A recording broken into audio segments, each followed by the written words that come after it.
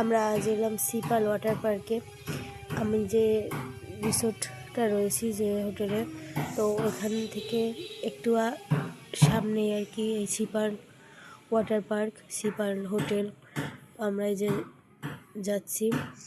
আমার 7 বছরের বাচ্চার টিকিট হাফ নিয়েছে, আর ছোটোটার টিকিট লাগেনি। তো এই যে ভিতরে অনেক সুন্দর মনোরম পরিবেশ, প্রাকৃতিক পরিবেশে ঘেরা, অনেক গাছপালা ছিল। আর যে সিপালের যে কোনো জায়গা দিয়ে, মানে যে কোনো হোটেল থেকে এখানে এসে আপনি টিকিট কেটে প্রবেশ করতে পারবেন সিপাল ওয়াটার পার্কে। হঠাৎ করেই প্রোগ্রাম করলে যা হয় আর কি।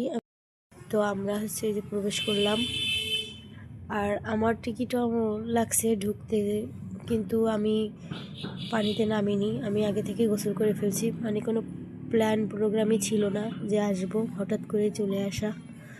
তো দেখুন, এটা